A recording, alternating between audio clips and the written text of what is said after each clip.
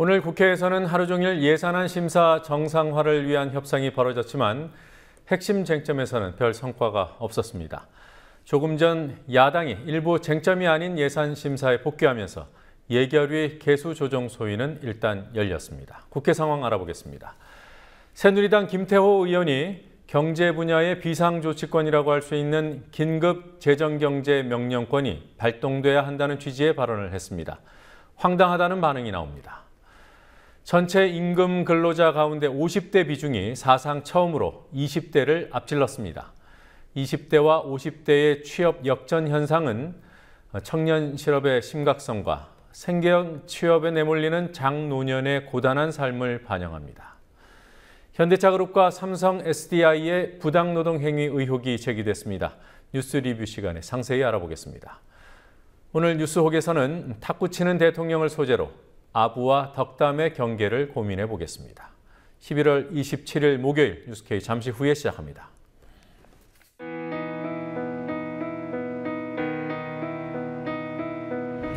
(1960년 4월 19일) 당시 언론은 빨갱이 데모라고 했습니다. 지금 우리는 혁명의 역사로 기억합니다.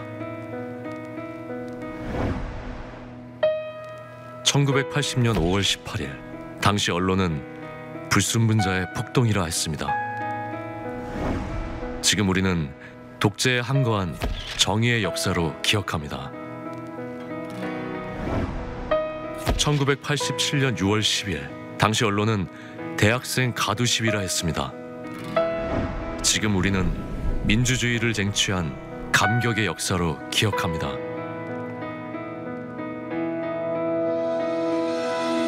백 없고 돈 없는 노동자, 서민, 학생들이 스스로 타올라 역사를 만들었습니다. 현실은 다시 타오를 것을 요구하고 있습니다. 아니, 이미 타오르고 있습니다.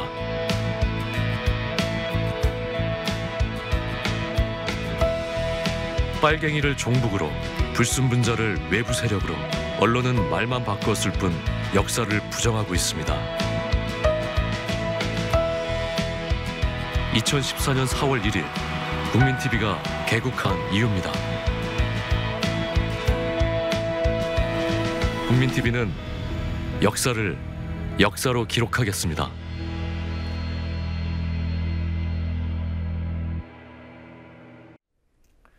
새정치민주연합이 상임위 일정 전면 중단을 선언한 뒤로 이틀째 예산 심사가 완전히 중단되는가 싶었지만 조금 전에 야당이 일부 예산 심사에 참여하기로 했고 예결위가 일단 가동되고 있습니다. 원내대표부터 상임위 간사들까지 여야 간의 다양한 협상이 진행된 오늘 상황을 종합해 보겠습니다. 정치권 취재하고 있는 PD 연결합니다. 권현주 PD. 네, 권현주입니다. 네, 지금 어떤 상황인 겁니까? 네, 조금 전인 8시 30분부터 예산결산위원회의 예산안 조정 소위가 여야 모두 참여한 가운데 진행되고 있습니다. 예산안 조정 소위는 오후 5시쯤 야당의 불참을 무릅쓰고 여당 단독으로 회의를 열었지만 30분 만에 중단됐습니다. 현재는 누리과정이 포함된 교육부 예산이 아닌 문화체육관광부 예산에 대한 감액 심사만 일부 진행되고 있습니다. 자, 그러면 누리과정 문제는 합의가 안 됐다는 건데요. 오늘 이와 관련된 협상은 어떻게 진행됐습니까? 네, 여야는 오늘 원내 수석부대표 회동에 이어 원내대표까지 만났지만 누리과정 예산 문제에 대한 해법을 찾는 데는 실패했습니다. 양당 수석부대표의 오찬 회동 직후만 해도 누리과정에 대한 국고 우회 지원이란 기존 합의안을 재확인하고 예산 부수 법안으로 지정된 담배세를 논의하기 위해 안행위를 열기로 했습니다. 하지만 누리과정 예산의 지원 규모에 대한 여야 공방이 다시 나타나면서 갈등이 고조됐고 안행위 법안 소위도 열리지 못했습니다. 그러자 이완구 우윤근 여야 원내대표가 오후 여의도 모처에서 만나 조율에 나섰지만 합의에 이르지 못했습니다. 이완구 새누리당 원내대표는 회동 후 기자들에게 저쪽에서 너무 세게 나오니 부담스럽다면서 좋은 방안이 있는지 오늘 저녁 더 고민해보겠다고 말했습니다.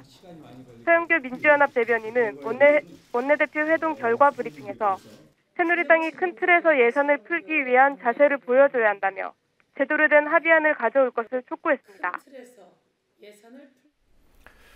누리과정 우회 지원 규모에서 여야 입장이 얼마나 차이가 나는지 합니다. 자, 처음에는 여당이 2, 3천억 원, 그리고 또 야당은 5천억 원 정도라고만 했죠. 구체적인 액수가 나왔습니까? 양당 원내 수석 부대표들이 오찬 회동 후에는 구체적인 액수가 나오지 않았습니다. 접점을 찾지 못했음을 보여주는 장면이었는데요. 잠시 직접 들어보시겠습니다. 그 부분까지 말씀 안 드려도 앞으로 미세하게 서로 또 이야기해 나갈 것이기 때문에 지금 구체적인 액수를 말씀 안 드려도 상관이 없다고 생각합니다. 그것은 오늘 잠시 후에 제가 국회로 들어가서 확인해서 제가 다시 말씀드리겠습니다. 가능성이 높다고 봐도 됩니다. 지금 반반입니다. 그러나 그 후에 민주연합 측에서 새누리당이 5,233억 원의 국고 지원을 합의했다는 말이 흘러나왔고 새누리당은 전혀 사실이 아니라고 반박했습니다. 안규백 민주연합 수석부대표는 오후 당 지도부를 만나던 중 잠시 나와 기존 입장을 재확인했다고 발표했는데 이는 5,233억 원이라는 총액에 변화가 없다는 뜻이라고 말했습니다. 하지만 이 소식을 전해들은 김재원 새누리당 수석은 5,233억 원은 듣도 보도 못한 수치라며 부인했습니다. 양측 모두 협상 전술에 따른 주장을 하는 것이어서 누가 옳은지는 불분명합니다. 그렇지만 내년 누리과정 증액분 전체를 정부가 지원하라고 요구해온 민주연합 입장과 2천억에서 5천억 원 사이에서 결정해야 한다는 새누리당의 입장이 다시 한번 충돌한 셈입니다. 이 누리과정 갈등이 풀린다고 해도 예산 심사가 곧바로 속도를 내기는 힘들어 보입니다. 담배세 문제는 어떻게 되고 있습니까? 네, 누리과정 예산 갈등이 타결되더라도 담배세 인상안 등 남아있는 다른 쟁점들도 만만치 않습니다. 오늘 여야 원내 수석 부대표가 담배세 문제를 논의하기 위해 안행위를 열기로 합의했지만 결국 열지 못한 것을 보면 알 수 있습니다. 담배세가 예산 부수 법안이 될 수 없다는 야당은 100번 양보해 예산 부수 법안으로 인정하더라도 국세인 개별 소비세 대신 지방세인 소방안전세를 신설해야 한다고 주장하고 있습니다. 안행위 야당 간사인 정성래 의원은 담배세를 논의하려면 안행위뿐만 아니라 기재위, 복지위가 동시에 가동돼야 한다는 이유를 들어 안행위만 따로 여는데 동의할 수 없다고 밝혔습니다. 그러면서 정 의원은 여야 지도부 회동이 해피엔딩으로 끝나면 안행위를 열자고 가합의했지만 상황은 그렇지 못했다고 말해 담배세와 누리과정을 둘러싼 갈등이 얽혀 있음을 보여줬습니다. 예산안 심사 시한이 다가오자 여야는 예산안 합의 처리에 이르지 못할 경우를 대비해 명분 쌓기에 나서고 있습니다.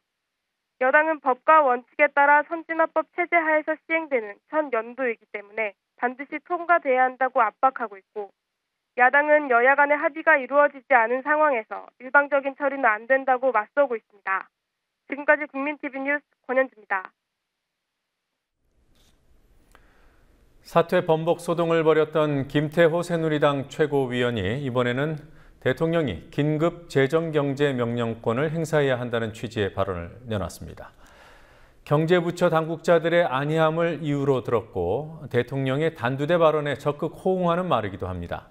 하지만 이 명령권은 경제 분야의 비상조치권으로 1993년 당시 김영삼 대통령이 금융실명제 시행을 선포하면서 발동한 이래 20년 넘도록 한 번도 사용된 적이 없습니다.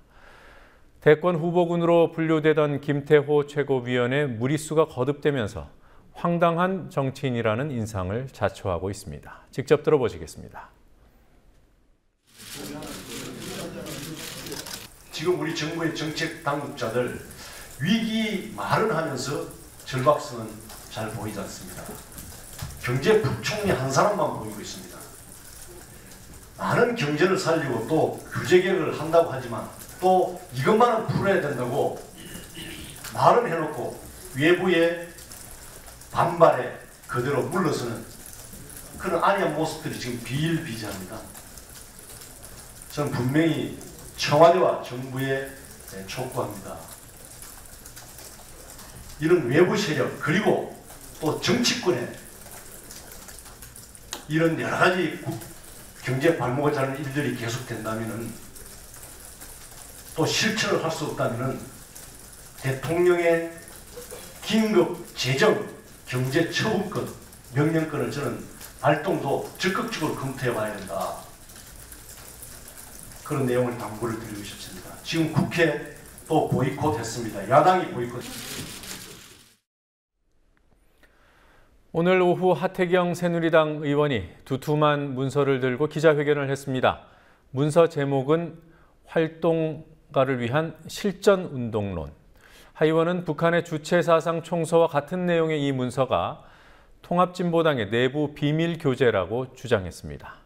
통합진보당은 공식 문서인지 확인도 않고 일방적으로 주장하는 데 대해 언급할 가치도 또 확인할 필요도 느끼지 않는다는 입장을 내놨습니다. 국민TV가 통합진보당 홍성규 대변인의 말을 들어봤습니다. 근데 이제 저는 보도자료 자체만 봤는데 보도자료 한 장짜리. 근데 뭐 그 내용을 다 확인할 필요도 느끼지 못했습니다. 통합진보당 핵심 활동가들을 위한 내부 교육 자료. 근데 그런 것 자체가 통합진보당에는 존재하지 않거든요.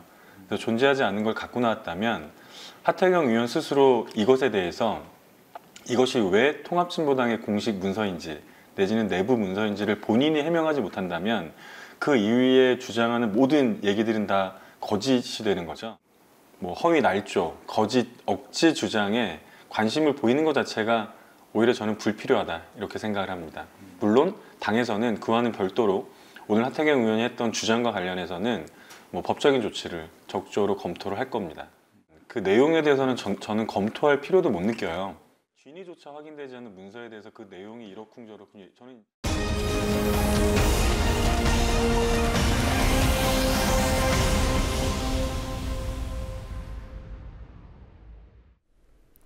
조선일보가 오늘 비정규직 문제에 지면의 상당 부분을 할애했습니다. 보도 방향이 그동안과는 달리 우호적이었습니다. 하지만 목적은 다른 데 있었습니다. 정규직 과보호를 없애야 비정규직 문제를 해결할 수 있다는 정부 입장을 부각시키는 용도로 벼랑 끝에서 절실하게 싸우고 있는 비정규직 노동자들의 사연을 활용했습니다. 성지훈 PD가 보도합니다. 오늘자 조선일보입니다. 조선일보는 3명 중 1명 비정규직, 노동개혁 칼뺀 정부라는 제목의 비정규직 문제의 심각성을 짚은 일면 기사를 시작으로 3면과 4면까지 총 3면에 걸쳐 비정규직 문제를 다뤘습니다. 3면에서는 최근 주목받고 있는 비정규직 사안들을 다뤘습니다. 내용이 구체적이고 보도 비중도 컸지만 기존 보도 방향과 다르다는 점이 의아합니다. 2012년 희망버스와 크레인 농성을 정면으로 비판했던 조선일보가 CNM 노조의 광화문 고공농성에는 우호적인 태도를 보였습니다. 2007년 이랜드 노동자들의 홈웨버 점거 파업 당시 법을 무력화한다고 비판했던 조선일보가 오늘은 이 사건을 다룬 영화 카트가 비정규직 문제에 대한 사회적 관심을 일으켰다는 등의 호평을 실었습니다. 조선일보의 태도가 이처럼 변한 이유는 사면에서 드러납니다. 조선일보는 최경환 경제부총리의 말을 인용하며 정부의 비정규직 대책을 자세히 보도합니다. 조선일보에 실린 정부 대책은 정규직에 대한 과보호를 없애 비정규직의 정규직 진입 장벽을 낮춘다는 내용입니다.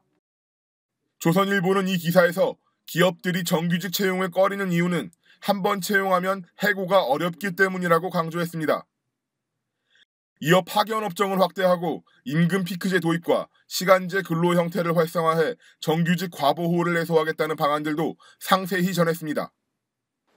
하지만 이 같은 정부 대책이 정규직의 비정규직화를 부추기고 정규직과 비정규직 노동자들을 이간질시키는 친기업 정책이란 지적은 조선일보 어디에도 없습니다.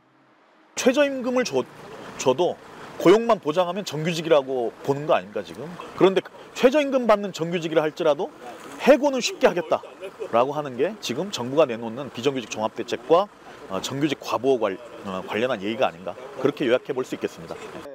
결국 조선일보가 평소에 관심이 없던 비정규직 문제에 지면을 할애하면서까지 힘을 실어준 정부 대책은 일자리의 하향 평준화로 이어질 수 있습니다.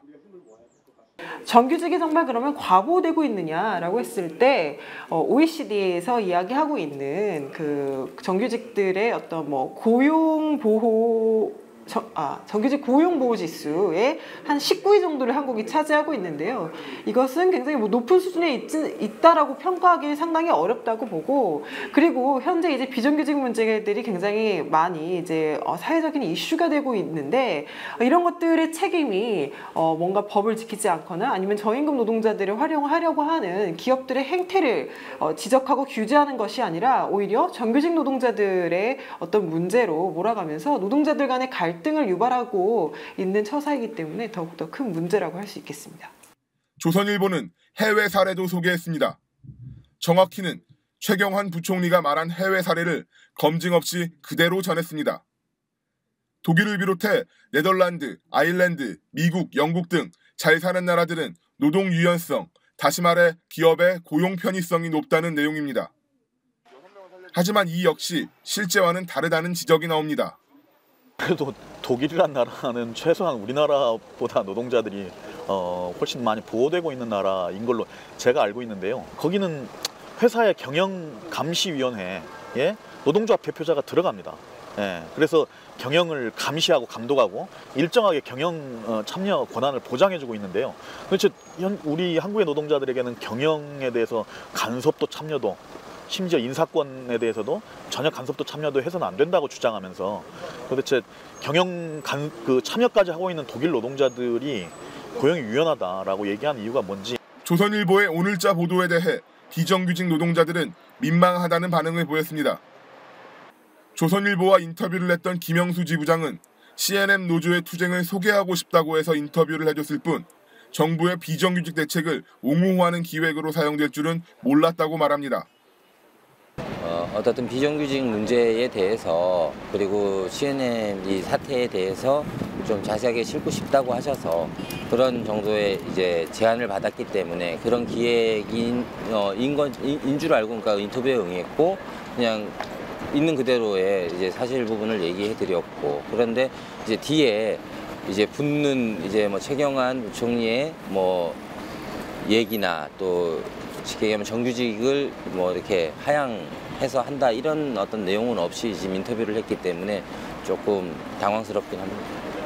실질적으로 비정규직 처우의 개선, 그러니까 상향 개선에 대한 요구를 하는 것인데 오히려 정규직의 처우를 떨어뜨려서 그 수준을 맞추겠다라고 하는 좀 어처구니 없는 얘기인 것 같고요. 정부에서 논의 중인 비정규직 보호 대책이 실제로 도입될지 아직 단정할 수 없지만 최경환 경제부총리의 발언 직후 조선일보가 이 같은 보도를 내놓은 의도는 명확해 보입니다. 국민TV 뉴스 성지훈입니다.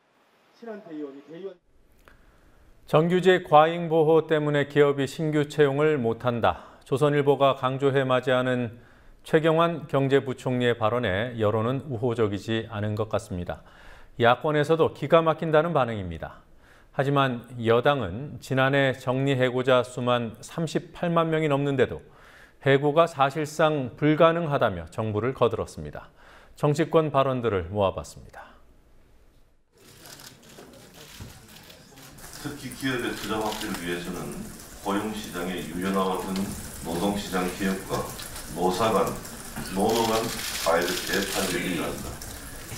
강성 노동조합의 그 압력 때문에 뭐 법으로는 또 판례로는 노동시장의 고용의 유연성, 경영상 이유로 해고할 수 있게 되어 있지만 해고가 사실상 불가능합니다. 그러니까 기업들이 비정규직을 채용을 극도로 꺼리고 비정규직으로 계속 전환을 하고 있고요. 경제부총리가 정규직에 대한 과보. 박근혜 대통령은 지난해 2월 정리해고 요건 강화를 국정과제로 제시한 바 있습니다. 경제부총리가 대통령의 약속을 뒤엎는 행태를 보면서 대통령의 영이 서지 않는 것인지 대통령이 거짓말을 했던 것인지 가늠할 길이 없습니다. 정규직에 대한 과보호로 기업이 겁이나 인력을 뽑지 못하는 상황이 아니라 국민의 대다수를 차지하는 우리 노동자들에 대한 최소한의 보호마저 정부가 거부하며 벼랑 끝으로 떠밀고 있는 참혹한 상황입니다. 인력을 뽑지 못할 정도로 겁이 난다는 재벌 대기업들이 곳간에는 천문학적인 사내 유보금을 쌓아두고 있다는 말입니까? 최경환 경제부총리는 그 자리에 있을 자격이 없습니다. 두 번째입니다. 동성애를 범죄라고 주장하는 개신교 인사들이 오늘은 서울시가 주최한 인권토론회에 가서 소란을 피웠습니다. 내일 서울시 인권헌장에 성소수자 차별 금지 문구의 포함 여부가 최종 결정되는 것을 두고 동성애 반대단체들과 인권단체 사이에 긴장감이 높아지고 있습니다. 윤이나 PD가 취재했습니다. 잘못된 지식을 가지고 선동들이지 마시기 바랍니다. 사실과 다른 얘기를 하잖아. 우리 아이들이 에이즈 당하는 거, 에이즈 인권 관련 토론회가 열리고 있는 건물 앞에서 한바탕 소란이 벌어졌습니다. 동성애에 반대하는 목사와 몇몇 시민들은 피켓을 들고 시위를 했고 인권단체 사람들이 반대 시위에 항의를 하기도 했습니다. 이런 것들이 대중화되고 합법화되는 것은 법률화되게 되면은 이런 또 헌장이라든가 아니면은 공적인 측면에서 자꾸 대중화되거나 합법화되게 되게 되면은 이 숫자들이 증가되어집니다. 정신적인 어떤 전염성을 갖기 때문에 그렇죠. 이들은 오늘 토론회가 서울시민인권헌장에 동성애 옹호 문구를 넣기 위한 목적으로 개최됐다고 주장합니다. 토론회를 주최한 서울시는 오늘 토론회가 서울시민인권헌장과 무관하다고 설명합니다. 그 시민인권 보호관 제도의 1년간의 활동을 평가하고 제도 개선 방안을 토론하는 그런 자리입니다. 인권헌장, 시민인권헌장 공청회와 토론회는 무관한 성격이라는 것을 웹자보를 알려드렸어요. 저희 게시판에 홈페이지에 올려드렸는데 보셨는지는 모르겠습니다만 믿으려고 하시지 않으시네요. 실제로 오늘 토론회가 서울시가 2013년부터 시행해온 시민인권 보호관 제도의 성과를 평가하는 자리임에도 소란이 빚어진 이유는 논란이 되고 있는 서울시민인권헌장 내용이 내일 최종 결정되기 때문입니다.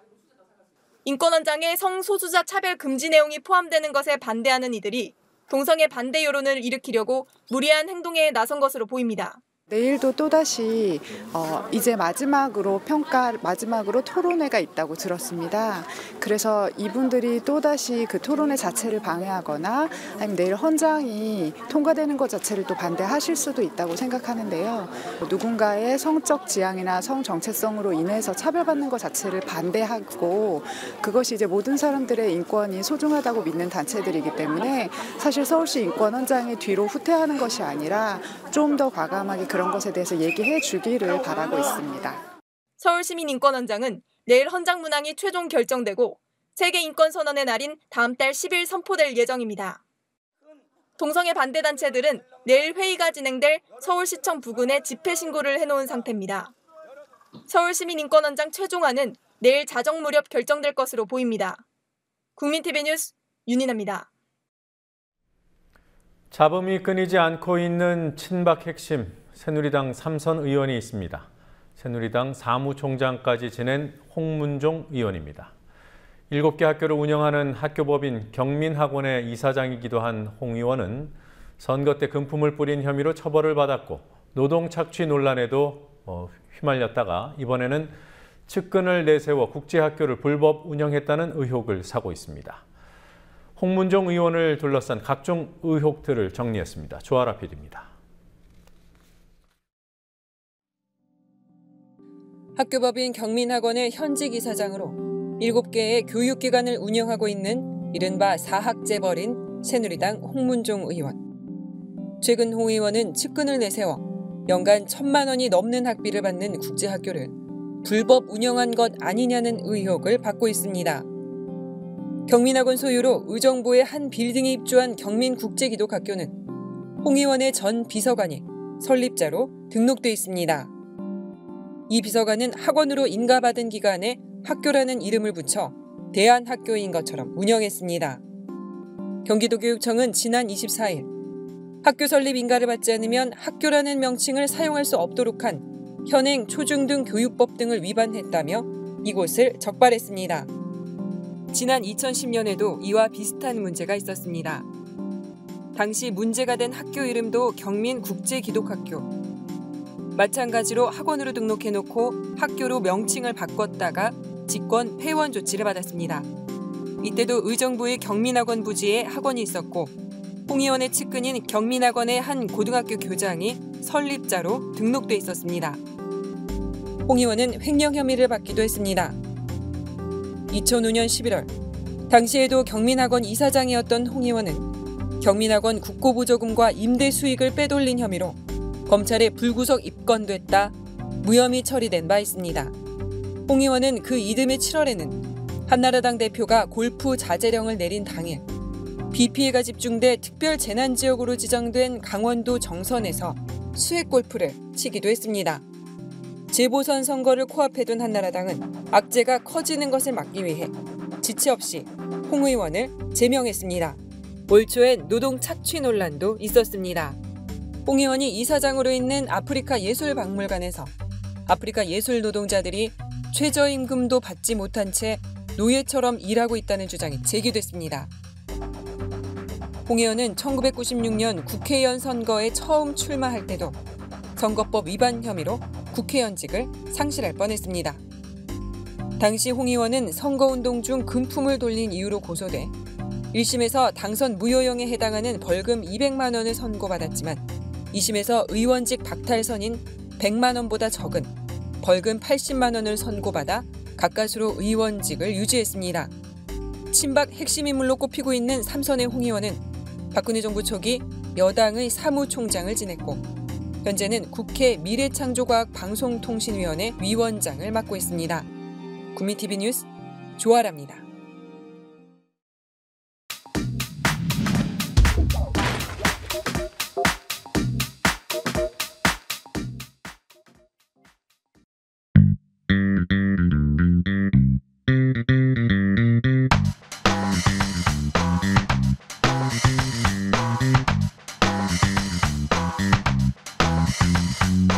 오늘 문화가 있는 날을 맞아 박근혜 대통령이 생활체육 동호인들을 만났는데 여기서 숨겨져 있던 탁구 실력을 유감없이 발휘했습니다.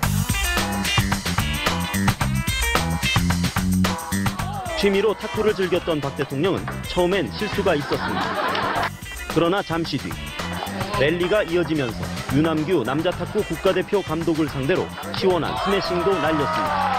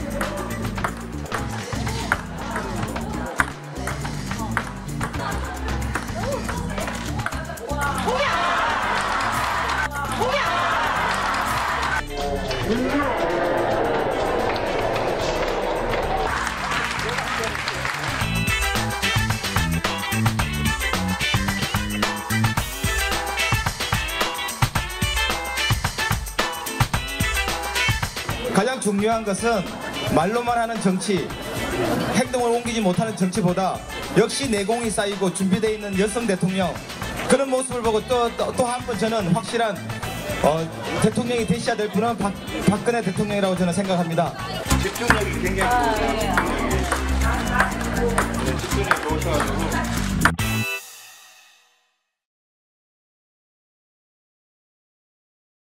함께 만드는 언론 미디어 동조와 여기는 국민TV 함께 만드는 언론 미디어 동조와 여기는 국민TV.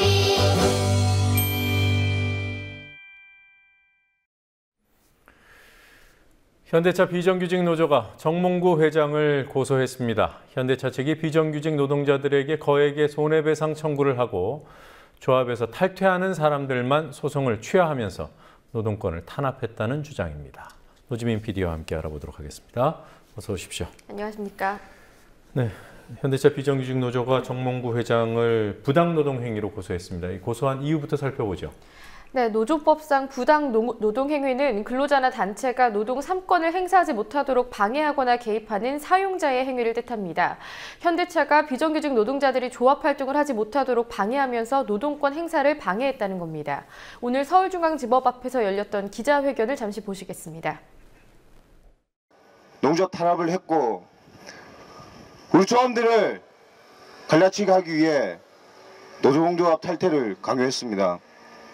그 와중에 한 동지가 급여 통장까지 감유당할까 두려웠다.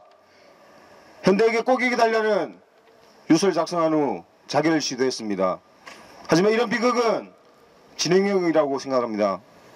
노동자를 협박하고 인간성을 파괴하고 인륜마저 짓밟는 부당노동 행위를 자행한 자를 처벌하지 않는다면 도대체 누구를 처벌할 것인가? 대한민국 최대의 범죄자 정몽구를 처벌하지 않는다면 검찰은 재벌의 모습일 따름이다. 네, 그럼 이 사측의 탈퇴 강요가 어떤 방식으로 이루어진 겁니까? 네, 노조 측은 현대차가 거액의 손해배상 소송을 제기한 뒤에 노조를 탈퇴하면 소를 취소해주겠다고 하는 방식으로 이간질했다고 주장합니다. 네, 실제로 현대차는 지난 울산지법의 손배소 판결을 전후로 해서 300여 명의 노동자 중에서 119명만 소를 취하했는데요. 이 119명 중에서 1명을 제외한 118명이 모두 조합 탈퇴자였습니다. 네. 그리고 이 삼성 SDI에서도 예. 이 부당노동행위 주장이 나왔습니다. 노동조합의 우호적인 사람들을 직원을 붙여서 감시했다 이런 내용이더군요. 네, 삼성 SDI가 직원들의 성향을 분류해서 관심사원을 지정해온 증거가 공개됐습니다. 오늘 삼성 일반노조 측이 오마이뉴스 보도를 통해서 문건을 공개했는데요. 2002년 삼성 SDI 사업장의 내부 문건을 화면으로 보시겠습니다. 네. 삼성 SDI는 문건 작성의 배경에 대해서 조직 문화에 걸림돌 작용을 하고 있는 인물들을 사전 조치해 사업장의 조직 기강을 살리고 경쟁력을 창출하겠다고 밝히고 있습니다. 네, 또 구체적인 사전 조치 방법으로는 걸림돌로 표현한 관심사원의 실명과 소속, 그리고 이들을 회유하고 전향시킬 책임 부서장을 실명으로 기록하고 있는데요. 네, 다음 화면을 보시면요. 네, 지금 보시는 것이 말씀드렸던 그 대상 인력에 대한 분류, 그리고 실명과 직급, 그리고 개인별 역대 전력 현황입니다. 네, 지금 보시면 우측을 보시면 노사 핵심, 조직 걸림돌, 변화 거부 등으로 직원들의 성향을 규정해 놓은 것을 볼 수 있습니다. 네, 이게 그러니까 삼성 SDI의 문건이라는 얘기예요. 예, 그렇습니다. 뭐 삼성그룹에서 이런 노조 무력화 이런 시도가 있었다는 게 뭐 한두 번 나온 얘기는 아니지 않습니까? 네, 그렇습니다. 삼성 일반노조 김성환 위원장은 오늘 공개된 이 문건이 그간 삼성의 부당노동 탄압 의혹들을 사실로 입증한 것이라고 주장하고 있습니다. 하지만 삼성 SDI 측은 5년이 지나면 회사 내의 문건을 파기하기 때문에 이미 12년 전의 것으로 되어 있는 문건을 사실 확인을 할 수는 없다는 입장입니다. 네. 그리고 지난해에도 비슷한 일이 있지 않았습니까?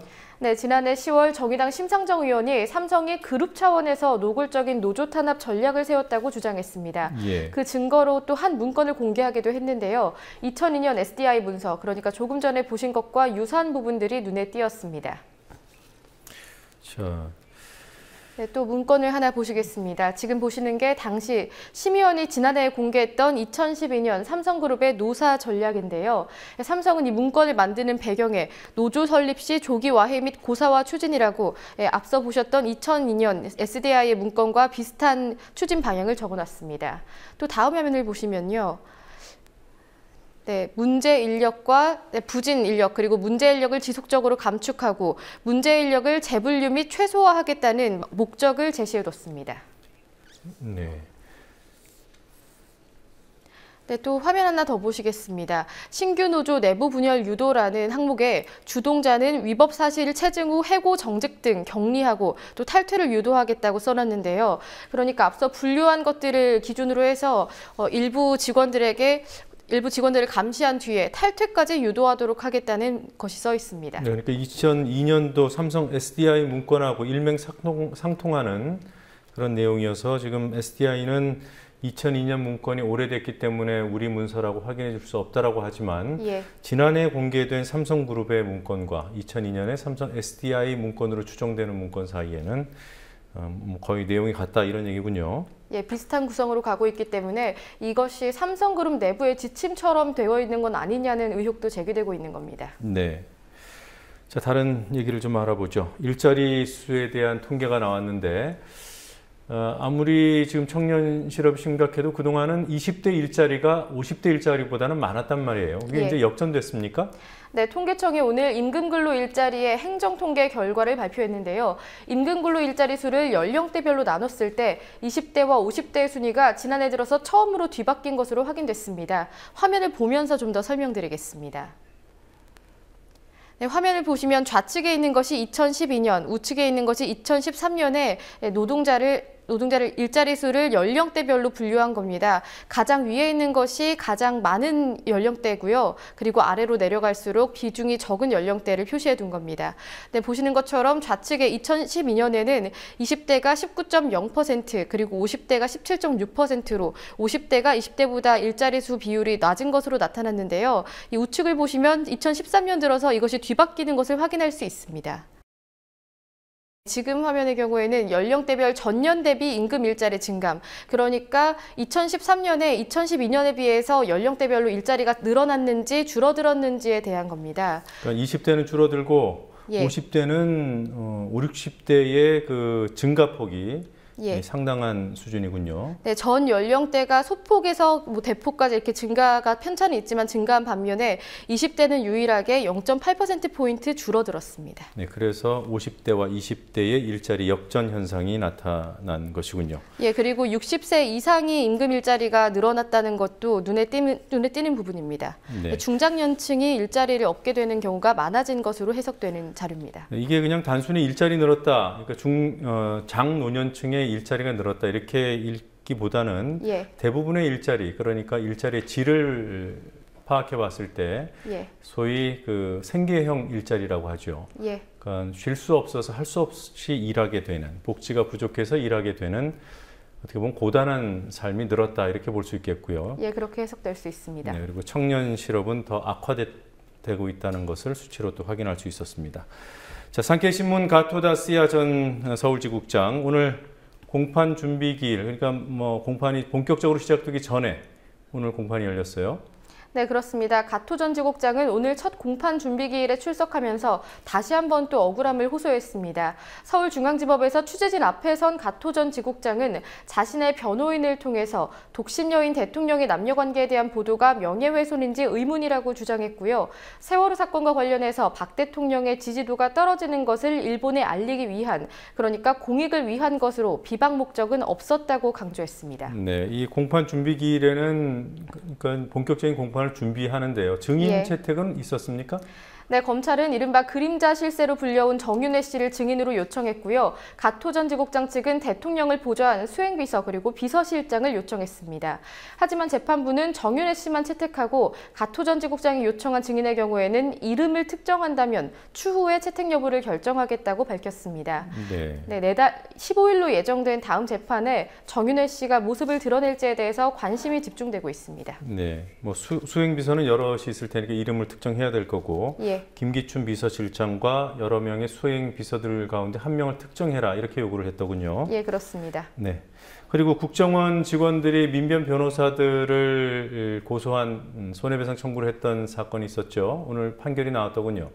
네, 애초부터 무리한 소송이라는 지적이 있었는데 예상대로 각하됐습니다. 사유는 크게 두 가지였습니다. 하나는 민변 변호사들이 국정원 합신센터에서의 가혹행위를 폭로할 때 특정한 국정원 구성원을 지목하지 않았다는 것이고요. 또 국정원 직원 측의 소송 대리인들이 국정원 직원이기 때문에 신분을 밝힐 수 없다면서 원고의 기본적인 정보조차 제출하지 않았다는 점입니다. 소송을 제기했던 국정원 직원 3명은 국정원 합신센터에서 유가려 씨 등을 조사한 조사관이었는데요.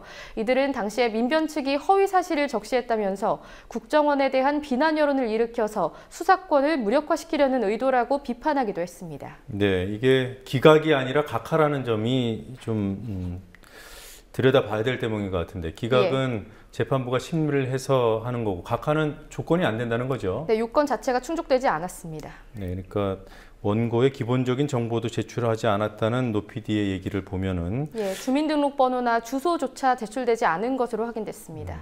그래서 그 당시에 소를 제기할 때부터 진짜로 소를 제기한 건지 국정원이 민변을 압박하기 위한 것인지 사실 뭐 대리소송 논란도 있지 않았습니까? 예, 그렇습니다. 네, 여기까지 보도록 하겠습니다. 수고했습니다.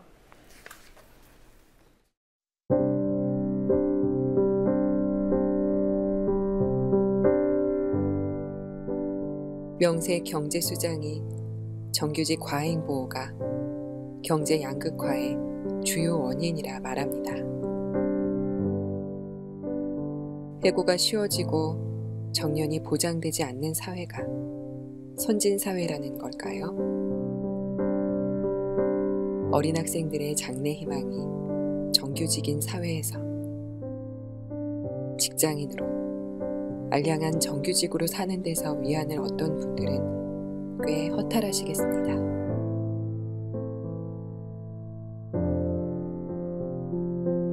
알아서 나 살 궁리를 하려 해도 뾰족한 수가 없습니다. 실직이 벼랑 끝인 걸 모르는 자들이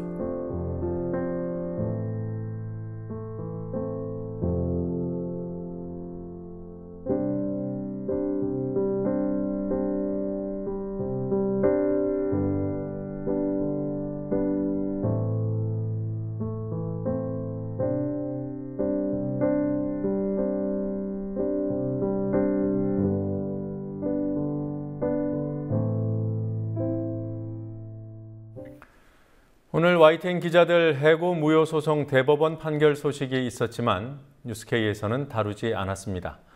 특별한 이유는 없습니다. 제가 이 사건 당사자이기 때문입니다.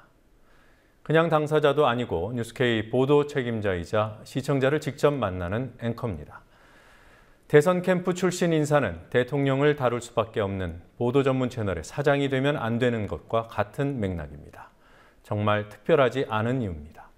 뉴스K 마치겠습니다. 내일 뵙겠습니다.